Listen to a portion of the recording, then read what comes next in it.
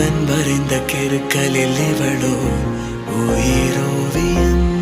இரு உயிர் ஒன்று சேர்ந்து இங்கு ஓர் உயிராகுதே. கருவறை இல்லை என்ற போதும் சுமந்திட தோணுதே.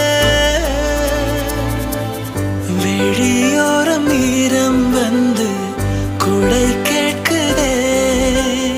ஆரிரோ ஆராரிரோ இது தந்தையின் தாலாட்டு. பூமியே புதிதானதே இவள் மழலையின் மொழி கேட்டு.